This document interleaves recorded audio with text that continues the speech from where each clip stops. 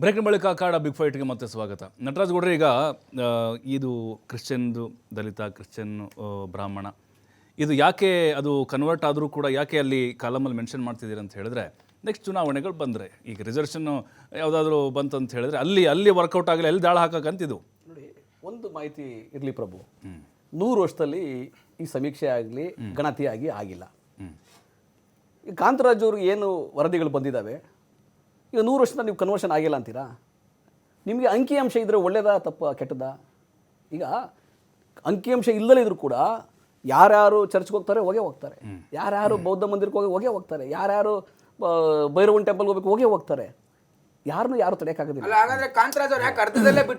ಇಲ್ಲ, ನಿಮ್ಗೆ ಹೇಳಿ, ಯಾಕಂದ್ರೆ ನೀವೆಲ್ಲ ಹೋರಾಟ ಮಾಡಿದ್ರಿ, ಪ್ರೊಟೆಸ್ಟ್ ಮಾಡಿದ್ರಿ, ಅದು ವೈಜ್ಞಾನಿಕವಾಗಿಲ್ಲ ಅಂತ ಅವರು 100% ಎದುರು ಹೊಡೋದ್ರ ಪಲಾಯನ ಮಾಡಿದ್ರ. ಕೇಳಿಸ್ಕೊಳ್ರಿ, ಕಾಂತರಾಜ್ ಅವರು ಕೇಳಿ, ಅದು 100% ಆಗಿಲ್ಲ ಅಂತ ಅವರು ಹೇಳಿದ್ರು. ಇದು ಸಮೀಕ್ಷೆ ಮಾತ್ರ ನಾವು 100% ಮಾಡಿಲ್ಲ ಅಲ್ಲ ಸರ್. ನಿಮ್ಮ ಹೈಕಮಾಂಡ್ ಹೇಳ್ತು ಅಂತ ಹೇಳಿ ಮಾಡ್ತಾ ಇರೋದು. ಇಲ್ಲ, ರಾಹುಲ್ ಗಾಂಧಿ ಡೆಲ್ಲಿ ಕರೆಸಿದ್ರು, ವಿರೋಧ ಆಗ್ತಾ ಇದೆ, ಪ್ರಬಲ ಸಮುದಾಯಗಳು ಸಿಡಿದೇಳ್ತಾವೆ ಅಂತ ಹೇಳಿ ಡ್ಯಾಮೇಜ್ ಆಗುತ್ತೆ ಅಂತ ಮಾಡಿಸ್ತೀವಿ. ಪ್ರಭು, ಈಗ ನೀವು ಇದನ್ನು ಆಲ್ರೆಡಿ 4-5 ಬಾರಿ ಡಿಬೇಟ್ ಮಾಡಿದ್ದೀವಿ.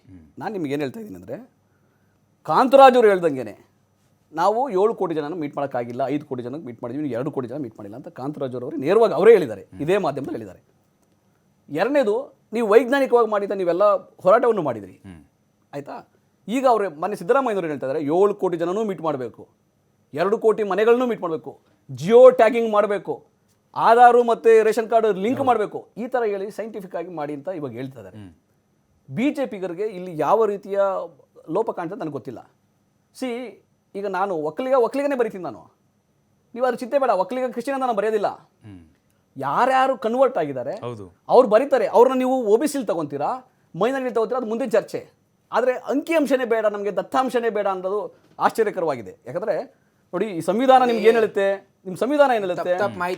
ಸಂವಿಧಾನ ಏನು ಹೇಳುತ್ತೆ? ಸಂವಿಧಾನ ನಿಮ್ಗೆ ಹೇಳುತ್ತೆ, ನೀನು ಸ್ವತಂತ್ರ, ಧಾರ್ಮಿಕ ಸ್ವತಂತ್ರ ನಿನಗಿದೆ. ನಿನಗೀಗ ಬೇಕಾಗಿರತಕ್ಕಂಥದ್ದೇನು? ಆರ್ಥಿಕ, ಸಾಮಾಜಿಕ, ಶೈಕ್ಷಣಿಕ ಸಮಾನತೆ ಬೇಕಿದೆ.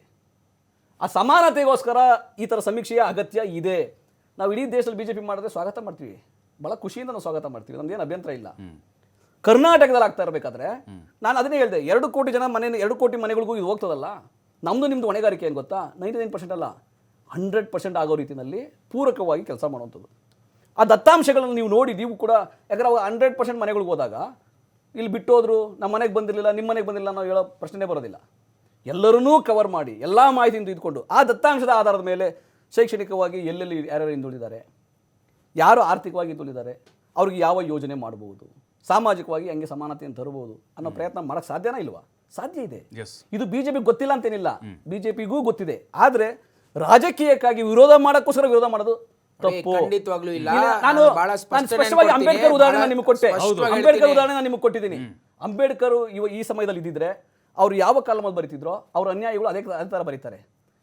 ನಾವು ಅದನ್ನ ನೋಡಿಕೊಂಡು ಅವ್ರಿಗೆ ಯಾವ ಯೋಜನೆ ಕೊಡಬೇಕು, ಏನು ಮಾಡಬೇಕು ಅನ್ನೋದನ್ನ ಮಾಡಬೇಕೇ ಹೊರತು ನೀವು ನೋಡಿ ಯಾರು ಅವ್ರ ಮೇಲೆ ಹಲ್ಲೆ ಮಾಡೋ ರೀತಿಯಲ್ಲಿ, ಭಯಭೀತಿ ಮೂಡಿಸೋ ರೀತಿಯಲ್ಲಿ ನಾವು ಸಮಾಜದಲ್ಲಿ ಸ್ವಾಸ್ಥ್ಯವನ್ನ ಹಾಳು ಮಾಡೋ ಹೋಗೋ ಪ್ರಯತ್ನ ಮಾಡಬಾರದು. ಸ್ವಾಸ್ಥ್ಯವನ್ನ ಹಾಳು ಮಾಡ್ತಾ ಇಲ್ಲ. ಅಲ್ಲ ನೋಡಿ, ಹುಬ್ಳಿಯಲ್ಲಿ ಏಕ ಸಮಾವೇಶ ಇದೆ, ಎಲ್ಲ ಬಹುತೇಕವಾಗಿ ನಿಮ್ಮ ನಾಯಕರೇ ಇದ್ದಾರೆ,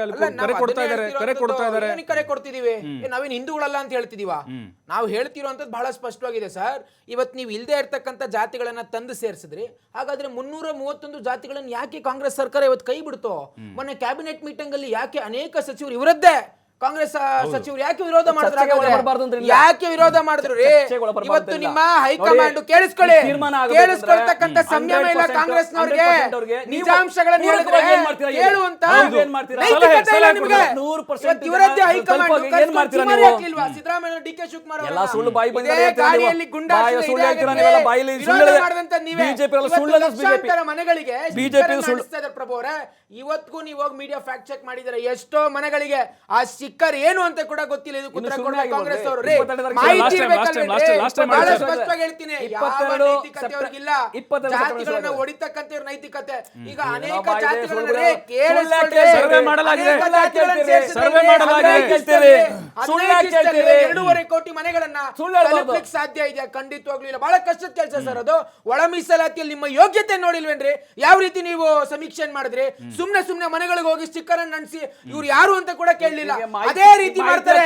ಅಂದ್ರೆ CM ಮಾಹಿತಿಯ ಕೊರತೆ ಇದೆ. Yes, ಅಲ್ಲ, ಈಗ ಮಾಹಿತಿಯ ಕೊರತೆ ಇದೆ. Sir, BJP ಚಾಳಿ.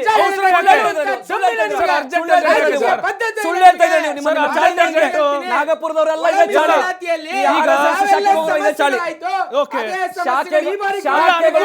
ಸುಳ್ಳು. ಅಲ್ಲ, ಅನುಕೂಲ ಯಾರಿಗೆ? ಅಲ್ಲ, ಉತ್ಕರ್ಷ್ ಅವರೇ, ಅನುಕೂಲ ಯಾರಿಗೆ? ಇವತ್ತು ಕೇಂದ್ರ ಸರ್ಕಾರ ಯಾವ ಅಲ್ಲ, ಅನುಕೂಲ ಯಾರಿಗೆ? ಮಾಡ್ತಾ ಇದ್ದೇವೆ. ಅಲ್ಲ, ಈ ಸಮೀಕ್ಷೆಯಿಂದ ಅನುಕೂಲ ಯಾರಿಗೆ? ಅನುಕೂಲ ಅಂತಕ್ಕಂಥದ್ದು ಎಲ್ಲೂ ಇಲ್ಲ. ಬಹಳ ಸ್ಪಷ್ಟವಾಗಿ ಹೇಳ್ತೀನಿ, ಇಲ್ಲಿ ನಿಜವಾಗ್ಲೂ ನಿಮಗೆ ಬದ್ಧತೆ ಇದ್ದಿದ್ರೆ ಸಾಮಾಜಿಕ ಶೈಕ್ಷಣಿಕ ಅಂಶಗಳನ್ನ ಸಮಾಜದ ಮುಂದೆ ಇಡಬೇಕಾಗಿತ್ತು.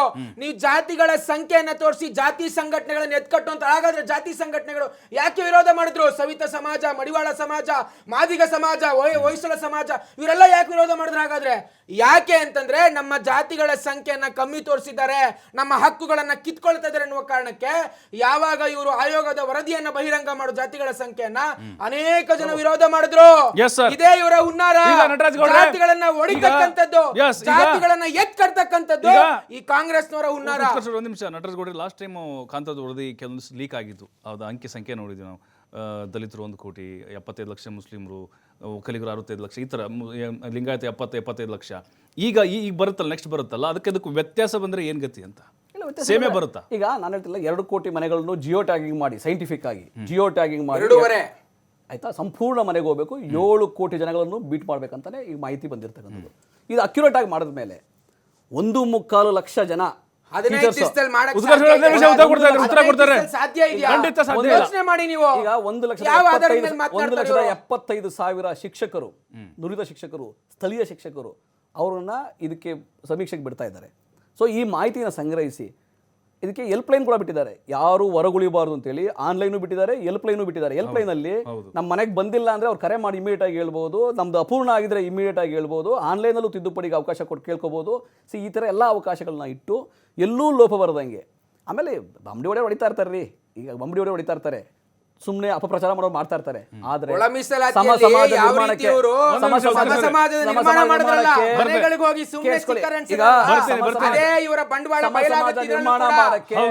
ಸಮಾಜದ ನಿರ್ಮಾಣ ಮಾಡುವಂತ ಕೆಲಸವನ್ನ ಕೇಂದ್ರ ಸರ್ಕಾರ ಮಾಡುತ್ತೆ. ನೋಡಿ, ತೋರಿಸ್ತೀವಿ.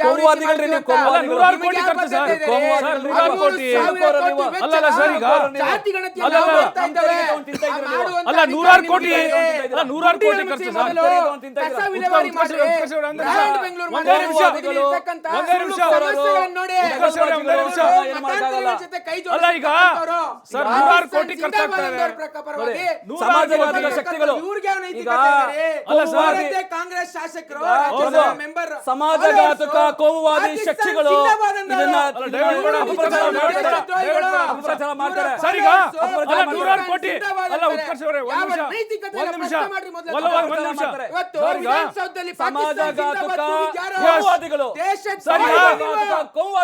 ನಟರಾಜ್ ಗೌಡ್ರೆ, ಈಗ